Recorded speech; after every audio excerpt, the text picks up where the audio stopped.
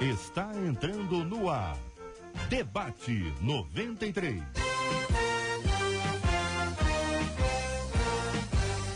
Realização 93 FM. Apresentação J.R. Vargas. Alô, meu irmão. Alô, minha irmã. Aqui fala J.R. Vargas. Estamos de volta, começando aqui mais uma super edição do nosso Debate 93 de hoje, nessa sexta-feira, dia 16 de junho de 2017. Fale com o Debate 93. 2461-0093. E-mail debate@radio93.com.br. Facebook Rádio 93 FM. Site www.radio93.com.br. Fale com a 93 pelo WhatsApp 96803-8319. 96803-8319. Ei, Marcela Bastos, muito bom dia, Marcela. Bom dia, JR, bom dia aos nossos queridos ouvintes, aos nossos debatedores, pra turma que tá aí curtindo o feriado ainda, né? Porque tem gente de o feriado emenda. Tem feriado ainda? Uai, tem gente emendado, tem muita gente de feriado, sim. Então, um beijo grande pra você que tá acompanhando, pra você que sabe que a gente gosta de contar história, gosta de ouvir história, sabe que a gente faz isso aqui com muito amor, com muito carinho, com muita alegria também. Tanto é que muita gente pede pro JR contar as histórias bem baixinho, né? E aí a gente quer tocar a sua história com o Debate 93, mas aí não é baixinho, você vai gravar em alto, em bom som, pra gente, 96803-8319, contando a sua história com o Debate 93. Fala pra gente aí qual é a sua experiência e ao longo do debate de hoje, você dá a sua opinião. Vai lá no Facebook, tem uma foto bonita do JR com os nossos debatedores de hoje. Ele vai apresentar a turma. Eu vi até um susto agora. O quê? Uma foto bonita Do JR com os nossos debatedores. Ah, você não me deixou terminar. Beleza está nos debatedores, Olha aqui, inclusive olha nessa aqui quem menina. Tá perto de mim. Nessa Você acha que com a menina. presença dela a foto tá bonita? Ô, Marcela, você que gosta muito da Leia, essa música aqui, como é que chama? Ó?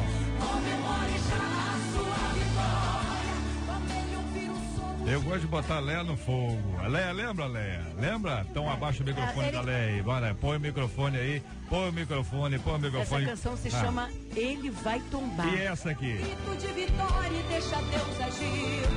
Essa aí é... Ih, Jesus, faz tanto tempo.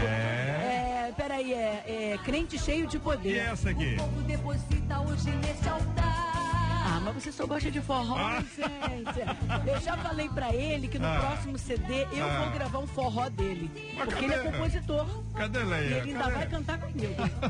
E aí? Eu marco a nossa história, Jorge. Mas e a música? Qual o nome da música? Não lembro, não. Olha o Fogo Santo. Olha lá. Fogo Santo. Fogo Santo. E essa aqui?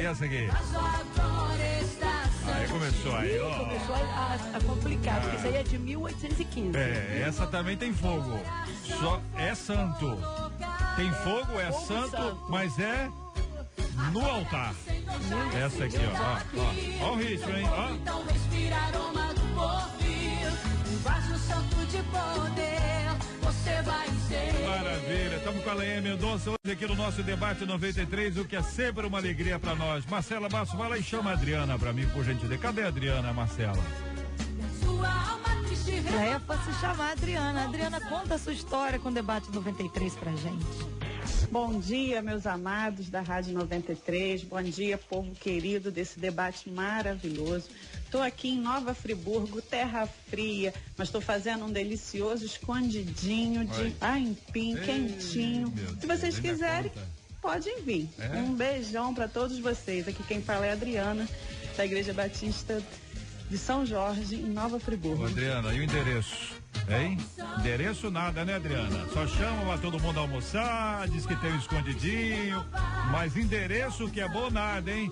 11h08, minha gente, essa 93 FM. Estamos juntos no Debate 93. Gente, há um tempo nós falamos aqui do casamento de uma mulher com ela mesma. Vocês se lembram disso? Nós discutimos esse assunto aqui, a menina lá dos Estados Unidos, e teve festa, buquê, teve aquilo tudo, né? Pouquíssimos meses depois, notícias dão conta de que essa é uma tendência e já ganhou o nome, sologamia. Os adeptos argumentam que a prática defende o comprometimento com os próprios interesses e a própria felicidade. Dizem que o objetivo não é rotular, tampouco depender de alguém emocionalmente para encontrar a felicidade. O fato, Leinha Mendonça, que virou moda e tem até cerimônia, com direito a festas, trajes e buquê para as mulheres. Eu perguntei à época aqui se tinha padrinho, madrinha, e não é que tem? Leinha, o que você acha desse negócio aqui? É estranho, né? Geralmente pessoas quando resolvem se casar consigo mesma, casar com animais, né? Tem gente que casa com gatinho, com cachorro. Casamento? É, casar assim. Não, sim, não, mas essa aí é cerimônia mesmo, é. Eu acho um absurdo. São pessoas que não querem confrontar emoções, pensamentos, então elas preferem ficar sozinhas. É propício de uma época como essa, amantes de si mesmo. Amantes de si mesmo. O pastor Nelson Júnior, ele é idealizador do projeto Eu Escolhi Esperar, que é um projeto famosíssimo, é uma bênção, um país inteiro e fora dele, tem um grande impacto na vida dos nossos jovens, na vida dos viúvos, na vida das viúvas, porque tem gente que acha que o viuvão, né, já foi, mas o sujeito tá lá, ou tem, né, nem todos, né, mas alguns estão lá. Ô Nelson, quando a gente observa um fato desse, isso aqui já é fato. Isso aqui não é nem uma possibilidade, isso é uma realidade. Como é que você entende esse assunto, cara? Olha, isso reflete como que a sociedade está cada vez mais doente emocionalmente falando, né? São tendências e como eu escolhi esperar, né? Vou falar mais sobre isso aí mais adiante, mas o Brasil, desde 2010, se tornou o país de solteiros, segundo o IBGE. O IBGE divulgou uma nota que pela primeira vez na história do Brasil, o número de solteiros superou o de casados, porque as pessoas estão com medo de se casar e estão escolhendo viver sozinhas. Então o mercado para solteiro, para pessoas sozinhas, hoje está crescendo muito no Brasil. E uma proposta como essa, de repente, cai como uma luva. Exatamente. Tá, vamos discutir mais esse assunto aqui no nosso debate 93 de hoje, minha gente. Na sua opinião, qual a diferença entre celibato e a sologamia? Como não desistir de encontrar alguém especial e não se precipitar em escolhas erradas? Olha lá. Ah, JR, mas bateu uma carência, mas abre teu olho, minha irmã, vigia. O que nos orienta a Bíblia sobre esse assunto? Quero ouvir sua opinião no programa de hoje. Medicina e fé andando juntas? Embora essa parceria ainda seja vista com muito ceticismo e preconceito por parte de alguns médicos, né? Você vê que eles não acreditam na fé. Um congresso de medicina e espiritualidade aqui no Rio, com cerca de 4.000 profissionais da saúde, tem destacado que há evidências de que espiritualidade e saúde caminham juntas. Inclusive, durante as primeiras palestras foram destacados os benefícios para a saúde de práticas chamadas por eles de rituais religiosos e orações. Meu querido reverendo Márcio, muito bom dia.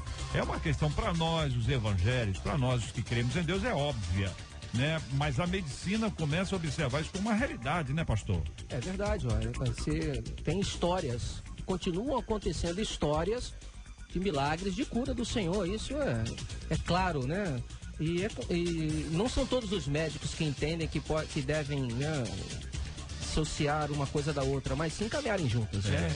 O pastor Holdson Bulê, muito bom dia, querido, seja bem-vindo também. O que pensa o senhor aí sobre esse tema? É um tema que a gente está vivendo no dia a dia, que algumas pessoas dizem, mas tem que tomar o remédio? Tem que tomar o remédio.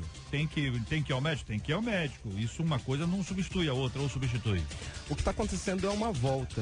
Poucas pessoas sabem que o movimento protestante, reforma protestante, foi um movimento que proporcionou a abertura de 70 universidades espalhadas por todo mundo. A secularização das universidades começou lá no final do século XVIII com o iluminismo. Então está acontecendo uma volta. Não é, como diz a palavra de Deus, não há nada de novo. Então o que está acontecendo é um retorno nas suas origens. Olha, eu pergunto a você, ouvinte, você conhece histórias em que médicos foram surpreendidos pelo poder da fé? Qual o segredo para manter a fé quando a medicina diz que não tem mais jeito? E como não perder a fé ainda que nada saia da maneira como nós esperávamos? Por que o namoro evangélico é tão complicado? Pergunta uma ouvinte. Mas com tanto solteiro aí, como disse o pastor Nelson, O rapaz e a moça mal começam a namorar e a igreja já impõe que eles devem se casar. É isso mesmo, gente? Isso é certo? Como evitar que essas pressões façam com que ele ou ela façam uma má escolha ou se precipitem nessa escolha? Casar só para acabar com as cobranças, isso é certo? Como escolher a pessoa certa? Quero ouvir a sua opinião e a sua participação. É agora, é quente, é forte, é no Debate 93. Este é o Debate 93, com J.R. Vargas, na 93 FM. Pastor Nelson Júnior, eu vou começar ouvindo o senhor, evidentemente, sobre esse tema aí. O senhor trouxe aí um dado que é um dado científico, uma pesquisa do IBGE. Desde 2010, o Brasil com o maior número de solteiros do que de pessoas comprometidas. Isso, não é casadas. Isso? E quando a gente observa a igreja, o senhor compreende que esta realidade descrita pela nossa ouvinte aqui é a realidade da maioria? A pessoa na igreja é pressionada para namorar, é pressionada para noivar, é pressionada para casar, é pressionada para engravidar de um, de dois, de três. É isso mesmo, pastor? Esse é o ciclo natural, né? Quando nós estamos sozinhos, é aquela pressão e até um certo bullying para ter alguém, há uma cobrança, né? Parece que é quase impossível a pessoa estar sozinha por um tempo e ser uma pessoa feliz. Então as pessoas cobram mesmo, né? Família cobra, né? E com brincadeiras e às vezes até com cobranças mesmo mais diretas. E depois vem essa cobrança, é um ciclo, não termina. Aí você arruma alguém, e aí, casa quando? Né? E aí você casa, e aí, quando vai ter o primeiro filho? Aí você tem o primeiro filho, e aí, quando vai ter o segundo filho? Aí você tem o terceiro, aí, e aí, quando que vem o netinho? Né? Não vai ligar, não? Chega de filho. Também tem essa, isso, né? Tem isso eu também, não tenho televisão né? em casa. Não vai parar, não vai parar, não. Não vai parar, não. Né? É verdade, bem observado. Então é uma cobrança, assim, muito comum. Né, hoje, as pessoas hoje elas têm também uma facilidade de se meter na vida alheia, né? Eu tô até fazendo uma campanha pela vida, né? Cada um cuida da sua. Boa. Mas é uma cobrança, isso é uma realidade. Mas assim, é importante salientar o seguinte, que há um outro dado também que eu estava vendo no IBGE, que há 30 anos atrás as pessoas se casavam cedo. Por isso que há essa cobrança muito forte hoje. A média, há 30 anos atrás, era 21 anos para mulheres e 23 anos para os homens. Era a idade média que se casavam até 30 anos atrás. Hoje, o IBGE divulgou uma nova média nacional. As mulheres estão se casando em média com 27 anos e os homens estão se casando com 33 anos no Brasil. Está se casando mais tarde. E há uma tendência mundial, segundo a Organização Mundial de Saúde, que já no mundo os homens estão se casando, saindo de casa com 37 anos de idade. Ou seja, as gerações estão assim, demorando, né? Algumas pessoas falam assim, escolher esperar para casar. Eu falei, não, esses aí já escolheram encalhar, né? Já é esperar demais. Então, assim, as coisas mudaram muito, né? Agora, enquanto eu perguntava isso para o senhor, o pastor Márcio, ele fazia sinal assim, eu falei, a igreja pressiona, ele está fazendo assim, não pressiona não, pastor? Olha, eu acho que a realidade é um pouquinho diferente, né, no meu pensamento, né? Claro, a igreja se preocupa com isso. Mas os namorados não se preocupam em casar-se. Eu acho que esse é o problema. É isso aí. A igreja está preocupada em proteger, mas os namorados não estão preocupados em se proteger. O senhor agora há pouco falou que há 30 anos atrás se casava cedo. Realmente, é uma grande verdade. Eu me casei com 20 anos. Eu também, com 21. Minha esposa com 18, né? Isso já tem... Vamos fazer 30 anos. 30. Não, começa a entregar, né, pastor? Assim não, né? Vou fazer um casamento agora em minha igreja, em agosto. Ela, 38 e ele, 37. Olha, a questão colocada agora pelo pastor Nelson é uma realidade. E se aparecer um jovem de 21 e uma garota de 20, vocês vão dizer assim, olha, não é melhor esperar um pouco mais? É verdade. Você já se conhece o suficiente, olha a maturidade, vocês têm que estudar ainda. Não tem isso, não, Leinha? Sim, vai mudando. JR, e tem um outro casal que também, no final do ano, um com 22 e ela com 19. E aí a conversa como pastor, tem certeza? A conversa pastoral é exatamente nesse sentido. Vocês já estão maduros, inclusive financeiramente, emocionalmente, né? Para lidar com o casamento, né? Então, você tem todas essas questões em que envolve, né, a vida conjugal, ou é um extremo. Vamos esperar muito? Ou vamos se precipitar, antecipar demais. Precoce, isso, precoce. Então, é uma dificuldade para a pressão da igreja. Ou veja bem, quando fala pressão da igreja, até parece que houve uma reunião na igreja, uma assembleia, que tem igreja que faz assembleia. Olha, vamos resolver aqui os assuntos pendentes. A nossa pauta é bullying no fulano, que não arruma ninguém. Não é igreja como instituição. Pessoas normais. Isso. É a pessoa que está na igreja, que está na escola, que está na universidade, que está no trabalho, que está no condomínio, que está no bairro, está na rua, está no prédio. São seres humanos. As pessoas, em geral, pressionam mais, e na igreja, com essa coisa do casar arrumadinho, certinho, que é uma questão que para nós é muito importante, é saudável, além de ser bíblica, existe maior pressão do que fora? Existe. Do que fora do que da família, inclusive, acho que a família é mais, né, não? Por conta justamente o que foi dito aqui anteriormente, é uma geração que se casou mais cedo. Mas existe hoje uma preocupação entre nós, os pastores, de que essa geração, ela vive uma adolescência tardia. Então, meninos de 20, homens de 25 anos ainda vivem nessa adolescência, estão saindo da adolescência. Verdade. E casamento não é para criança, casamento é para gente grande. É por isso que a gente tem visto tantos divórcios, porque a aliança de casamento deveria ser uma aliança de cooperação.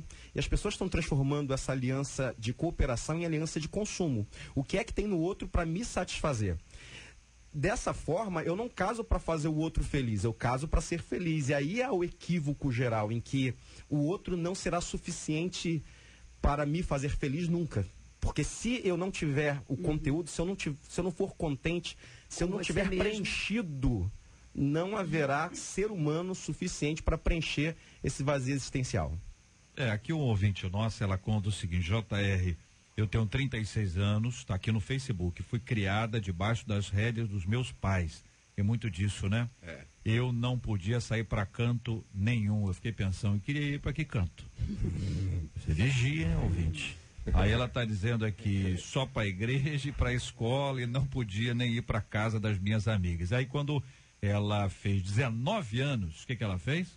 Casou.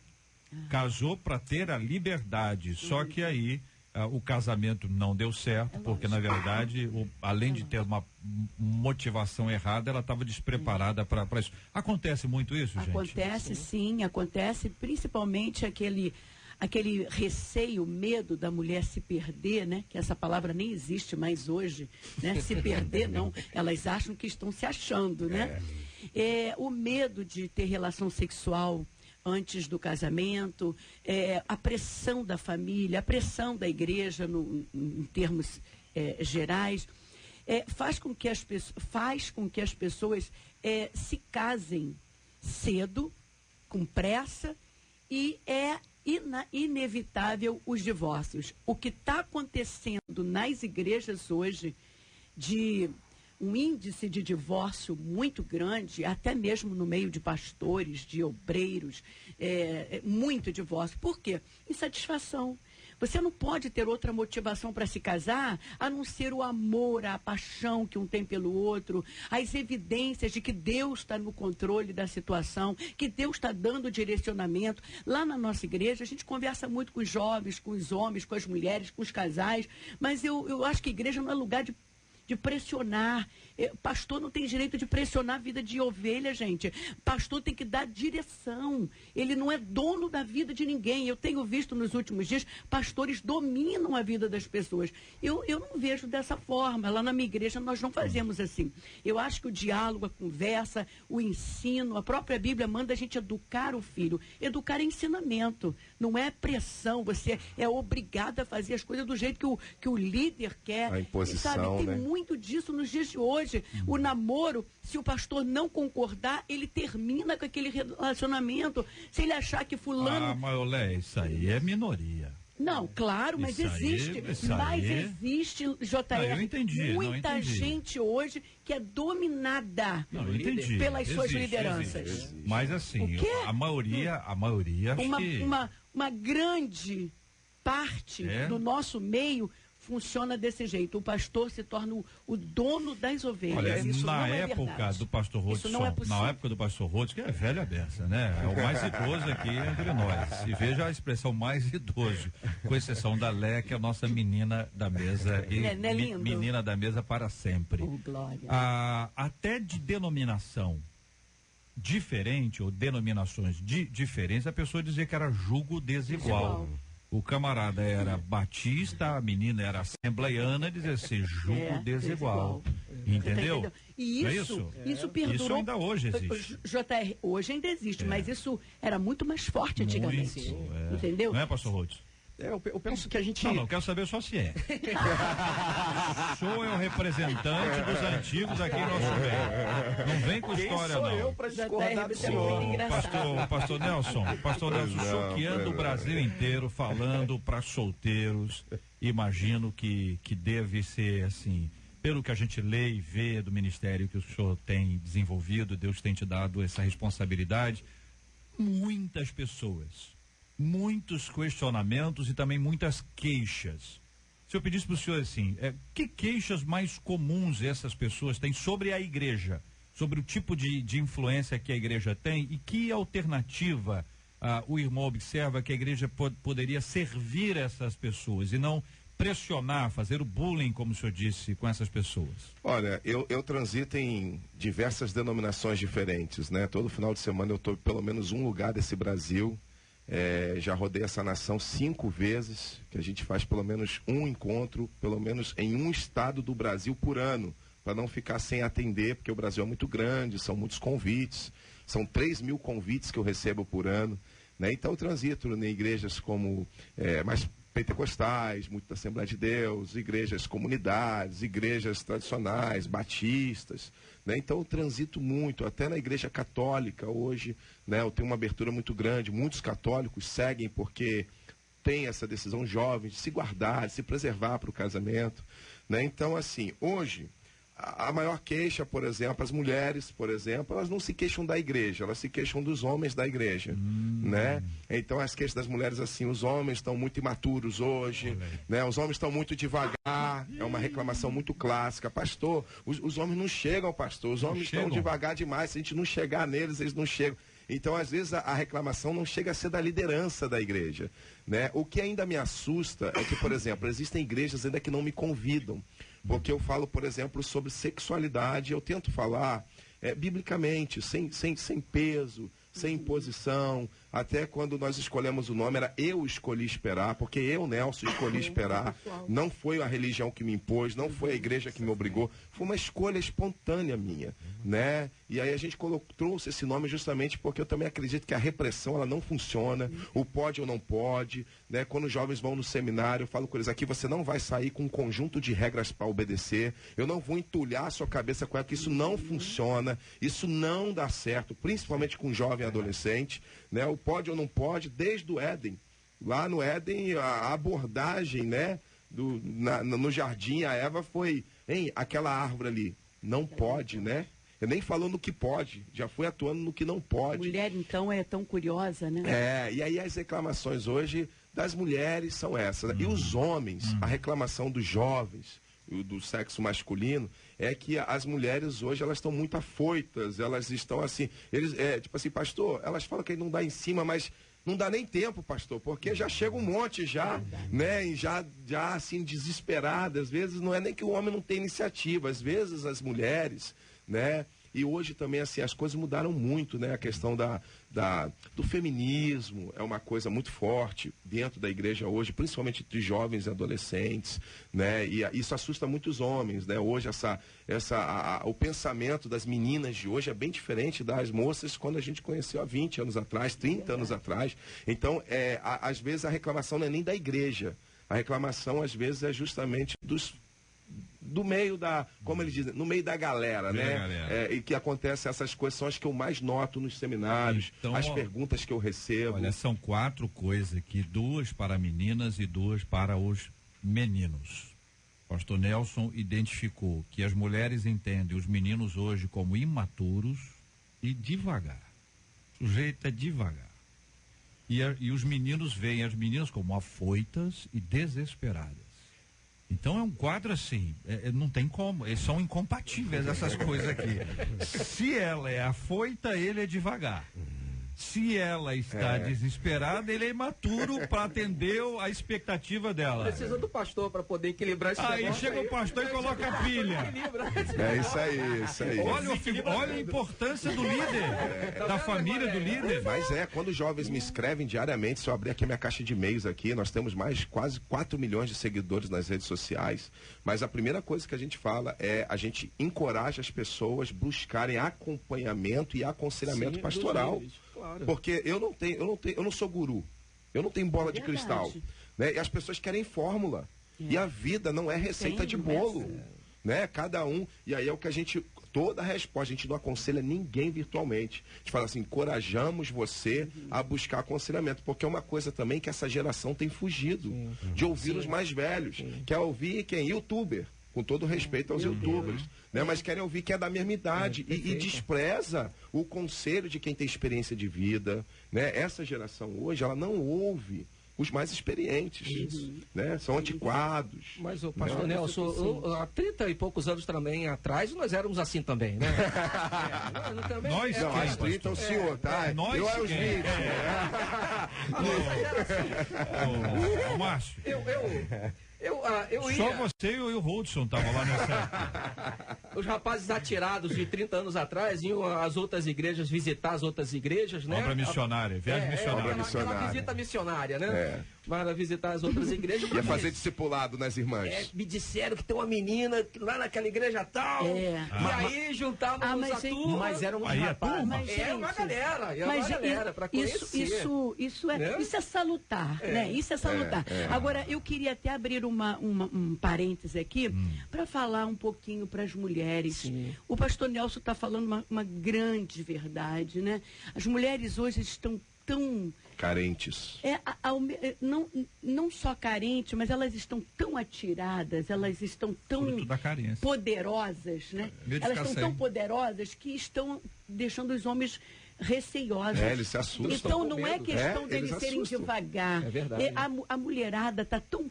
esse é o tempo da mulher, a gente tem que admitir isso. Mas a mulher não pode perder a feminilidade. Ela tem que entender que o homem tem um jeito diferente de ser. Mulheres muito atiradas, elas provocam medo. Espantam, sabe? Hoje a mulherada chega e quer falar mais alto, arrastando sandálias. Porque o homem quer conquistar, né? Quer conquistar. Isso faz parte do homem. Exatamente, da natureza. O homem é um caçador. O homem é um caçador. Gente, o homem é caçador. Só que hoje em dia as mulheres querem elas ser as caçadoras. Elas querem mudar a cultura e aí a coisa está esquisita. Mas eu penso que ninguém ocupa um lugar que já está ocupado. Em algum momento o homem deixou esse lugar desocupado. A gente fala muito da Jezabel, mas a gente esquece do Acabe. Jezabel só foi Jezabel porque tinha um Acabe. Então, assim, há uma omissão. Há uma omissão masculina, não tenha nenhuma dúvida. Nunca a sociedade gerou tantos homens mal resolvidos como nos dias atuais. Homens infantilizados, homens que têm uma adolescência tardia, 30, 40 anos se sentindo adolescente. Infinita, pois é. Adolescência tardia e contínua. Isso se reflete naqueles dados que eu trouxe aqui da idade para casar. Os homens estão casando no Brasil em média com 33 anos. E no mundo a média subiu para 37. Né? Eu acho que é muito disso daí, dessa imaturidade. Eu acho que está faltando a nós mulheres, nós mães, sermos um pouquinho águia, né? A águia, quando o filhote chega numa certa idade, ela joga ele lá de cima para ele se virar. Hoje as mães super protegem seus filhos com 35 anos. Um absurdo. Não querem se casar. Aqui um ouvinte dizendo, JR, é verdade sim que as igrejas controlam namoro. Eu frequentei durante muito, vou até ler baixo, tá, ouvinte, para não contar para ninguém, só para ficar entre nós. Eu frequentei durante muitos anos uma denominação onde você tem que pedir permissão para o pastor para namorar. E se não for do agrado do mesmo, ele manda terminar, inclusive noivados. E as pessoas que casam com pessoas da escolha deles, que muitas vezes são frustrados, entendeu? Gente, isso aí dá um problema grave. Então, nesse caso, é ele que escolhe esperar ou não, né? Olha, eu namorei um rapaz porque houve uma profecia na igreja. O que você está rindo? O que você está rindo, Getúlio? Não, quero ouvir a história. Eu fiquei animado. Agora eu vi a história. Houve uma profecia na igreja que eu tinha que namorar para casar o irmão fulano de tal. E como eu era totalmente dominada pelos meus pastores, eu namorei ele. Mas olha, o beijo era ruim, o abraço era ruim. Tudo dele era ruim, gente. Prova, hein? Precisa falar isso. Não houve uma Só fala que não deu A certo. química da profecia do pastor não funcionou. Não houve. Eu falei assim, eu tenho que terminar com esse homem, senão eu vou ser infeliz pro resto da vida. Não era um namoro, era eu uma punição, terminei, né? mas eu entrei em disciplina, você sabia Oi, disso? é. Então, por que eu tô falando isso? Eu não tô jogando conversa fora. Eu tô falando porque eu sei que existe e eu fiz parte disso já uma vez. Olha, então, quer dizer, a coisa é brava. Agora, tem gente que acha que é o seguinte, depois de uma certa idade não é mais química, é matemática. Então tem que escolher a matéria direitinho para não ficar ruim no negócio.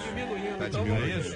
Agora, nessa onda aí, a gente vai para esse outro assunto aqui, sem vinheta, sem nada para emendar. Quer dizer, há um tempo nós discutimos aqui a questão do casamento de uma mulher com ela mesma. As redundâncias são importantes aqui, porque é para enfatizar, né? Pouquíssimos meses depois, notícias dão conta de que essa é uma tendência e já ganhou o nome de sologamia. Vamos lembrar de monogamia, poligamia e essa é sologamia. Os adeptos argumentam que a prática defende o comprometimento com os próprios interesses e a própria felicidade. Próprios interesses, própria felicidade.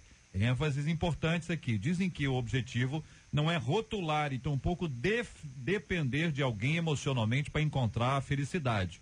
O fato é que virou moda e tem até cerimônia com direito a festas, trajes e buquê para as mulheres. Mas ela não quer, ainda quer dar buquê para outra. De repente ela vai jogar para ela mesma. Para ela mesma, né? Na sua opinião, qual a diferença entre o celibato e a sologamia? Como não desistir de encontrar alguém especial, não se precipitar com escolhas erradas, né? O que nos orienta a Bíblia sobre esse assunto? Numa sequência da nossa reflexão sobre o tema 1 aqui, caminhando com o tema 2. O celibato é isenção total de sexo, né? Não é apenas não ficar consigo mesmo. Ele também não tem relação sexual. O celibato é isso. Você não se envolve com ninguém. Com ninguém, nem sexualmente, nem nada. Agora, a sologamia, né? Pelo que eu estou vendo aqui, o interesse tão pessoal, é um egoísmo total, né? É bem próprio desse mundo. A pessoa ela não quer ter compromisso, mas isso não me impede que ela se relacione sexualmente com outras pessoas. Eu acho interessante que eles conseguiram criar uma frase sofismada. Casamento consigo mesmo, isso não existe. Tá sofismado isso aqui. Isso é fruto de uma geração que muito pouco resiliente, que não aguenta a frustração. Das mães e dos pais que que não educaram, que não encorajaram, que não esticaram, que não levaram seus filhos ao limite. Então, assim, é muito preocupante isso, porque é uma tendência que, se algo não for feito, vai crescer cada vez mais. E eu penso que a diferença do celibato e a sologamia, é até difícil de falar isso, né? O celibato, ele é a preservação por um bem maior. A sologamia não, é egoísmo puro. É para si, em si e de si. Então, a pessoa está completamente fora. Muita gente pensa que o oposto de amor é ódio. O oposto de amor não é ódio. O antônimo de amor é egoísmo. E ela está indo de encontro ao amor. Porque o amor deveria ser tão grande que extravasa e alcança o outro. Ela está se implodindo. Daqui a pouco ela não vai dar conta disso. Isso não pode nem ser chamado de casamento, né? Porque casamento é sofismado isso daí. Um casamento solo. É a cerimônia, eu acho que o ponto aqui é a cerimônia. Faz a cerimônia para dizer só, eu não preciso de um noivo, eu vou fazer o meu vestido. Ela vai de vestido de noiva? Vai. Ela vai de vestido, ela tem buquê, ela tem docinho, ela tem salgadinho, o assunto é bom. Pode crer que esse tipo de pessoa geralmente se frustrou com alguma coisa do passado. Por que eu não comemoro no aniversário dela? Faz tudo isso no aniversário. O princípio bíblico, né? Quando é que fica o princípio bíblico? Não é bom que o homem esteja só. Mas como é que é esse negócio? É isso que eu ia falar Isso agora, é um princípio né? bíblico, né? Quando a gente ouve sologamia, logo nos reportamos ao que o próprio Deus falou. Não é bom, não é saudável. Ele tá falando do homem, da humanidade. Exatamente, não é bom, não é saudável que o homem fique só. E assim, a questão hoje do celibato, né? O celibato é uma questão bíblica, o próprio Jesus falou sobre isso, só que o celibato é um chamado. É um dom. É um dom. É dom. Não é uma escolha. Não. O celibato é um dom. A Bíblia, Jesus deixa claro que as pessoas são chamadas para ao celibato, né? Porque tem muita gente que está optando por um celibato por causa de, primeiro, frustrações, uma sequência, provocar o castigo a si mesmo. Isso, uma sequência de decepções, né? Me decepcionei, nasci para ficar sozinho, mas é uma consequência de ilusão, trauma. Ou também uma pessoa que tem, por exemplo, estamos falando dentro da igreja, né? Às vezes ela tem uma escondido, enrustido, uma tendência à homossexualidade, então ela não tem interesse pelo sexo oposto. Aí ela fala que, na verdade, ela tem um chamado ao celibato, mas, na verdade, a motivação do celibato, na verdade, é por causa da orientação sexual dela e não por causa de um chamado. Não é né? honrar a Deus. Não, exatamente. E né? tem também as pessoas que, de fato, como você disse, o pastor Nelson disse, a pessoa tem um chamado de Deus, ela se sente tranquila, ela se sente em paz, ela não tem pressão, ela está em paz, ela está ali, tranquilidade, a pessoa, em qualquer idade, hein? É um chamado. Ela pode ser novinha, ela pode ser novinha há mais tempo, novinha há muito mais tempo, e ela não se importa, aquilo não tem pressão sobre ela. É uma pessoa que tem uma estrutura emocional e física preparada para aquilo ali. É completamente diferente. Eu queria chamar para uma reflexão: que tipo de casamento essa menina, que hoje já é uma mulher, teve contato dentro de casa? Referência que tipo de referência nós estamos referenciando para os nossos filhos? Isso. Porque isso daí deve servir como régua de aferição para nós. Que tipo de casamento a gente está revelando para os outros? Porque essa mulher, ela não deseja casar porque é bem provável que a referência de casamento tenha sido uma referência muito ruim. Porque quando uma criança tem uma referência positiva do casamento, ela vai desejar se casar. Naturalmente. Assim, a gente precisa pensar, refletir que tipo de casamento a gente está revelando para essa geração. Porque existe a responsabilidade dela? Sim, existe. É algo intransferível. Mas existe a nossa responsabilidade do quanto e de como nós estamos revelando o nosso bom casamento. Muito bem. Desculpa pensar nisso aí, até transformar isso numa anedota, né? Vamos supor que apareça o terceiro nesse casamento sologâmico. Tá entendendo? Como é que vai ser? Vai se divorciar de si mesmo? Vai se divorciar para casar É como um adolescente rebelde. É como um adolescente rebelde que morava sozinho e fugiu de casa. É a mesma história, pastor. Agora, tem muito amigo, zoeira, né? Que vai aproveitar o tema de hoje para ligar para os amigos e dizer assim: ei, fulano, sabe quem te procurou? Quem? Celi. Celibato, meu amigo. 11 horas e 42 minutos. Olha a Leinha cantando aí, ó. Ô, Leinha, essa aqui você nem sabe o ano dessa música, né, Leinha? É 1519. É aquele tempo que a gente não sabe o qual. Ô, Leinha, vamos falar sobre hoje à noite? Hoje à noite. Gravação do meu CD ao vivo, Adoração na Guerra, né? Você que, em vez de reclamar, você adora quando você está guerreando, o lugar que te espera hoje é lá na Igreja Batista Nova Jerusalém, na Ilha do Governador, Avenida Paranapuã, número 16, Freguesia, Ilha do Governador. Vou estar ali gravando o meu CD, são 10 canções. Estamos numa expectativa muito linda. A MK está preparando um CD maravilhoso para mim, graças a Deus. Tem uma canção, inclusive, JR, que se chama Não Deixa Nenhum dos Meus Se Perder. Eu posso pedir para você cantar um pedacinho dessa música? Eu vou cantar. Daqui a pouquinho para você, ouvinte, aqui na 93 FM com exclusividade. São 11 horas e 43 minutos. Bom dia, ouvinte amado. Você ouve Debate 93 com J.R. Vargas. Olha aí, minha gente, medicina e fé andando juntas, embora essa parceria ainda seja vista com muito ceticismo, até preconceito, né? Por parte de alguns, é preconceito mesmo. Um congresso de medicina e espiritualidade aqui no Rio, com cerca de 4.000 profissionais de saúde, tem destacado que há evidências de que espiritualidade e saúde caminham juntas. Inclusive, durante as primeiras palestras foram destacados os benefícios para a saúde de práticas chamadas por eles de rituais religiosos e orações.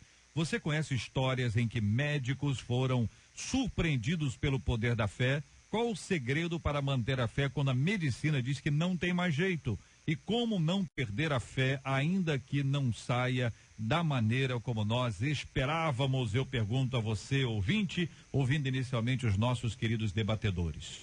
É claro que a fé, que a espiritualidade anda junto com a cura, sim. A gente tem inúmeros testemunhos na nossa igreja, nas nossas igrejas, de pessoas que estavam desenganadas pelo médico e elas aparecem lá e os exames o resultado dos exames são totalmente contrários. Por quê? Porque Jesus entrou com providência e curou. Eu já ouvi da boca de alguns médicos, assim, por televisão e tudo, dizendo, olha, realmente quem tem fé melhora o seu estado emocional, o seu, como é que se fala? A sua imunidade. Quem tem fé melhora a sua imunidade. Então, é claro, gente, e graças a Deus que nós temos muitos médicos que são cristãos, né? E é interessante que as pessoas entendam isso.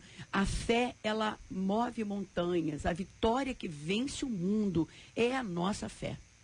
A comunidade médica, acho que tem tardado muito em reconhecer realmente os benefícios que a fé proporciona na vida das pessoas.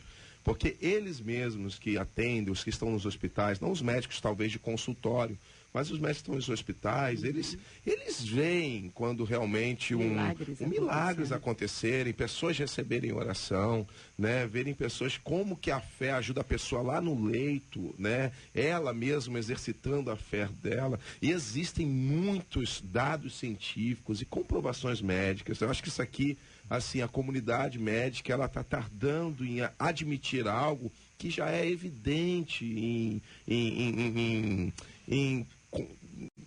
cientificamente falando, né? Já existem dados, já existem muitas pesquisas sobre isso, né? Realmente o benefício da fé. Eu acho que é muito bom a comunidade médica se abrir um pouco mais para isso também, porque há às vezes uma restrição muito sobre isso, né? Sobre permitir isso. Hoje o pessoal está indo para, por exemplo, colocar levar animais nos hospitais para visitar os doentes, que aquilo faz bem, né? Eu acho que programas como esse também de fé também deveria ter uma abertura maior dentro de hospitais, né? Melhorar o emocional da pessoa. Sim, que melhora o físico. A pergunta aqui se há uma história, né? Eu posso contar a história. Lá em uma das igrejas lá em São João de Meriti, nós fomos abençoados. Uma irmã, um câncer em metástase. Nós oramos, fizemos nossos momentos de oração nas nossas igrejas e recentemente ela apresentou a imagem limpinho. Uau. Ela mostra as duas imagens, a imagem quando já estava em metástase e a imagem que não está mais em metástase. Quando o médico olhou e viu isso, o médico chamou uma junta médica. Chamou um monte, vem cá, o que está acontecendo, o que é isso? E aí não tinha explicação. Aí ela falou assim, o Senhor me curou. Aí o médico olhou assim para ela, se mesmado, né? Olha, você não tem o câncer. Agora, quem foi que te curou? Eu não sei, mas você não tem o câncer. Alguns têm resistência, né? Então, acontece e continua acontecendo. Nós agradecemos muito ao Senhor, nós sofremos bastante com a família, né? Mas hoje, recentemente, você deve ter o quê? Menos de um mês isso aconteceu lá e nós fomos presenteados com esse milagre, né? E a igreja agradeceu, nós agradecemos muito ao Senhor. Então Deus continua operando milagres, irmãos. Deus continua fazendo a obra, que seja pelos medicamentos ou não medicamentos, o Senhor continua operando milagres. Tem um ponto que é fundamental, que é o seguinte, o paciente é curado e a família é fortalecida, que tem a outra ponta. Sim. A outra ponta é o seguinte, o paciente está lá, nós estamos orando pelo... Olha o que a gente faz geralmente, nós oramos pelo paciente. Sim. E deixamos de orar pela família, que está impactada muitas vezes ali, totalmente desestruturada por conta daquele impacto. Então, a ação de Deus, ela atinge o paciente que ali está, a família paciente que passa a ser, ou seja, todos são envolvidos, envolve a igreja, envolve os amigos que não têm a mesma fé, que acabam dizendo assim, olha, pai, que negócio doido é esse? Eu penso que a gente precisa deixar muito claro, temos aqui dois extremos, né? A medicina, a ciência não é antitética, não é contrária, e não deveria ser contrária à fé. Não são realidades excludentes, não são. Porque se a gente encara como realidades excludentes, a gente vai ter o extremo da fé patológica de não tomar o remédio e crer apenas em Deus, e da ciência cega, de não crer na fé e apenas no remédio, e aí quando o remédio não dá conta, a pessoa fica perdida. A história das universidades começaram na fé. As maiores universidades do mundo são cristãs, sejam elas católicas ou protestantes. Vai para Harvard e tantas outras. Os maiores cientistas da história, Isaac Newton, Mendel, pai da genética, eram cristãos. Então, o que a gente precisa entender é que Deus atua através do remédio. E quando ele não quer atuar através do remédio, ele atua de maneira miraculosa. Ele atua de maneira sobrenatural. Tanto o remédio quanto a atuação sobrenatural, tudo isso está nas potentes mãos do Senhor. Só que a ciência não é a antítese da fé e nem a fé é a antítese da ciência. Onde a fé não consegue caminhar, onde a ciência não consegue caminhar, onde a ciência não consegue progredir, vem a mão de Deus e opera. Porque se Deus quiser curar através de remédio, assim será feito. E se Deus quiser curar de maneira sobrenatural, assim também ele faz, porque ele é Senhor e soberano de todas as coisas. Aqui um ouvinte dizendo, JR, aqui a Ana, ela mora em Belford Roxo, aliás, Belford Roxo está de folga hoje, feriado, um abraço para todo mundo. Ela diz, quando a minha filha teve que passar por quimioterapia, o médico decidiu colocar um catéter para fazer o procedimento, alegando que as veias eram muito finas. Deus havia falado comigo em sonhos que ela não precisava da ajuda, que estava tudo no controle dele. Eu falei com o médico, porém, fizeram uma cirurgia para colocar o catéter. E ela diz, JR, Deus não permitiu que fizesse nenhuma sessão pelo catéter, porque ele infeccionou muito. Na semana seguinte tiveram que tirar. Então o médico disse, realmente o Deus da senhora não precisa de ajuda. Conclusão, ela fez todas as sessões de quimioterapia sem nunca ter perdido uma veia sequer. Compartilha a nosso ouvinte ao final dizendo, Deus é fiel. Amém. A experiência da nossa ouvinte Ana compartilhando conosco hoje esse assunto aqui. Acho interessante quando a observação é de que Deus dá sabedoria aos homens para avançar na ciência. Né? É tão extraordinário que nós temos hoje. Amém. Hoje o acompanhamento médico, a capacidade da tecnologia a serviço da medicina, e na minha visão a serviço de Deus, quer dizer, Deus está usando a medicina para abençoar as pessoas de uma forma tão extraordinária, uma coisa impressionante. O que a gente tem hoje de avanço que permite que as pessoas tenham uma vida mais saudável, né? E com mais informação. Hoje você tem informação quanto à alimentação, que tipo de alimento é bom, ruim, o que pode ser feito, se andar mais, se acontece, se andar menos, acontece. Tem muito mais informações do que nós tínhamos antes, né, não, Leila? E a Bíblia fala que nos últimos tempos a ciência multiplicaria, né? Tem resultados positivos para todas as áreas da vida das pessoas. Hoje é assim. Mas a minha mãe hoje, por exemplo, tem 75 anos. Mas quando ela tinha 12 anos, ela teve tuberculose nos 2 pulmões. E há não sei quantos anos, mais de 40 anos, né, atrás, não tinha cura. Tuberculose era como se fosse um câncer hoje, né?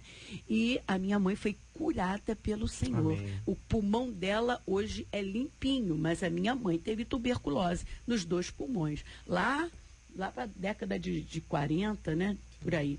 Então a gente tem que agradecer muito ao Senhor pela ciência, pelas descobertas e pelas curas que tem vindo também através da ciência. E é Deus quem está por trás de tudo isso. Jesus é o mesmo, né? Ontem, mesmo, hoje e eternamente. será para sempre. Olha, que ouvinte dizendo, JR, quando eu tinha 16 anos, eu fui acometido por um câncer, estava como morta, toda amarrada na UTI do hospital de Uberlândia. Aí o médico falou pro meu pai, pastor Raimundo, que não tinha mais solução para mim.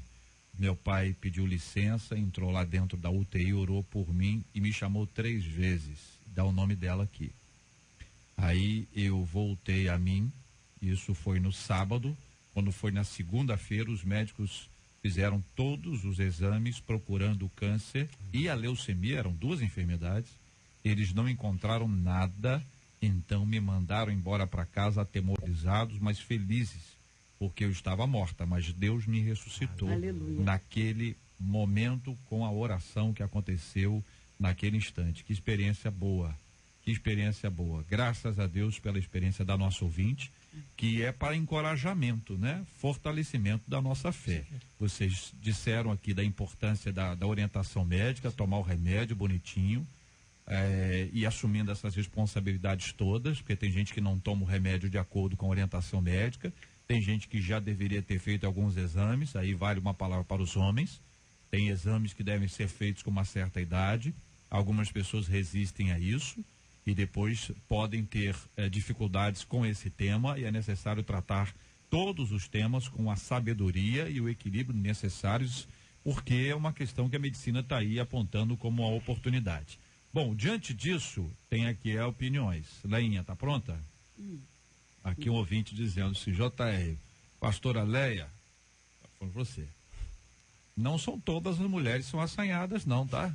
Eu tenho 4.8, é assim que ela escreve, eu tenho 4.8, eu espero no Senhor, eu não tenho pressa de casamento, daqui a ouvinte mandando um abraço, cita o nome e tudo, eu por uma questão de cordialidade não menciono o nome dela. Por outro lado, diz aqui uma outra ouvinte, JR fala baixinho para a Leinha, eu concordo com ela, a culpa é dos homens.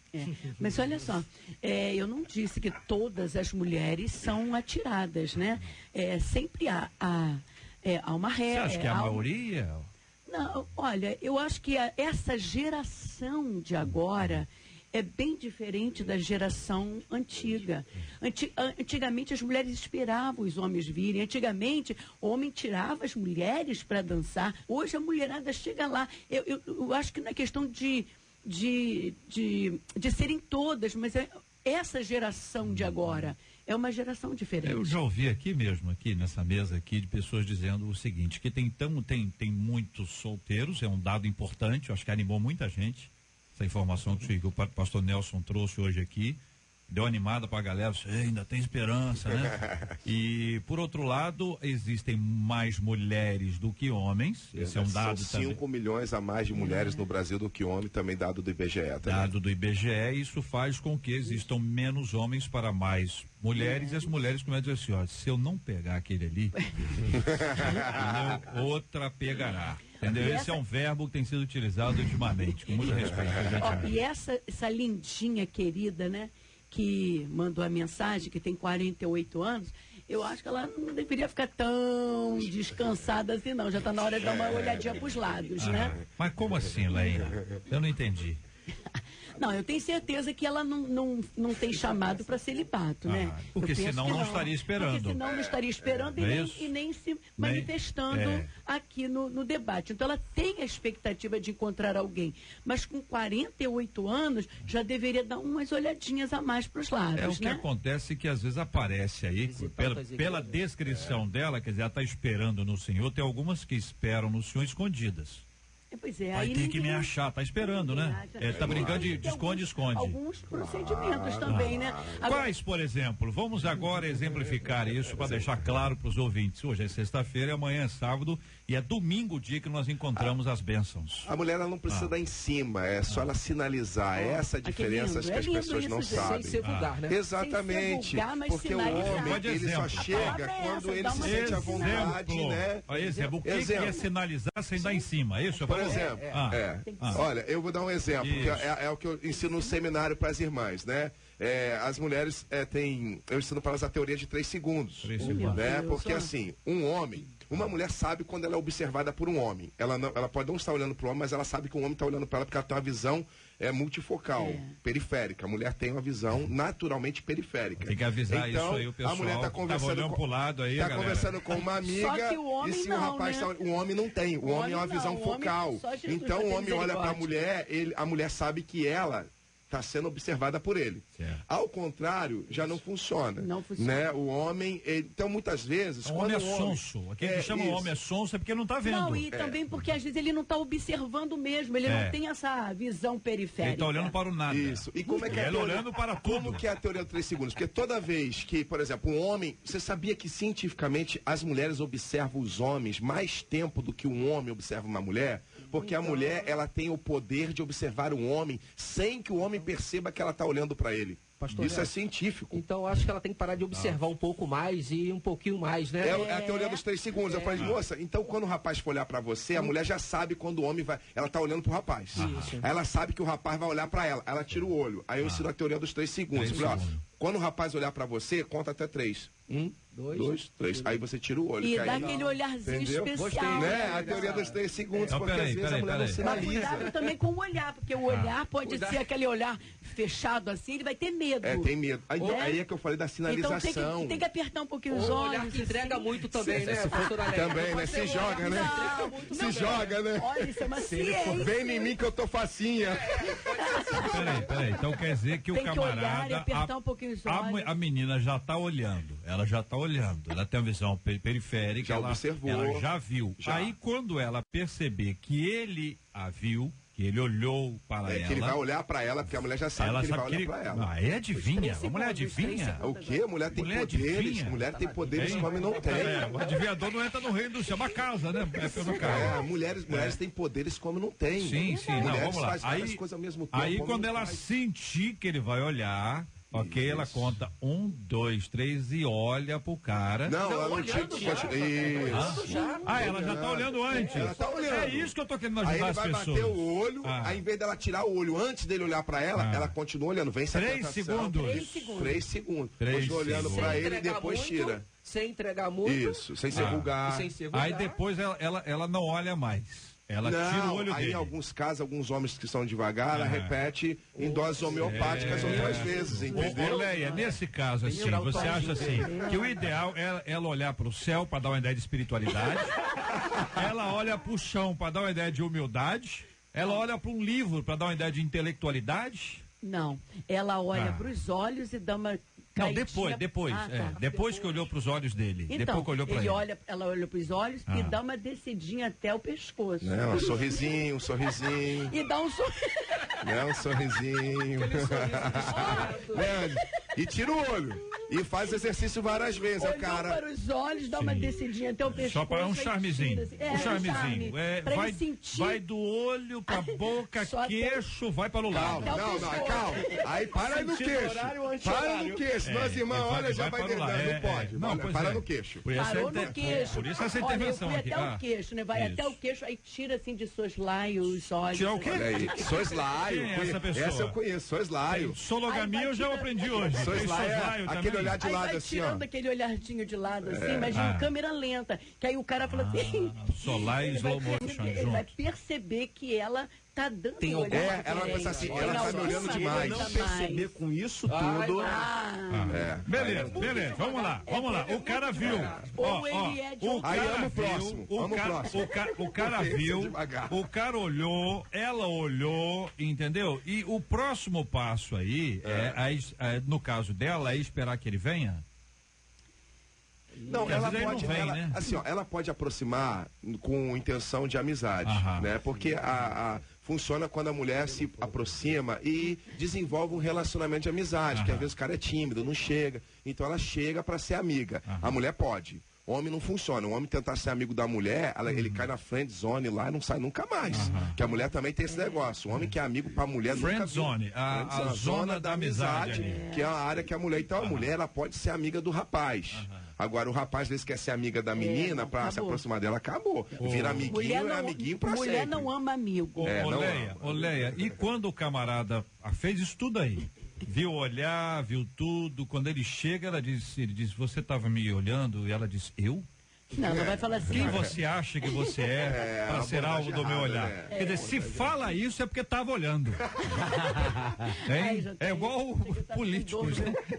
Não fui.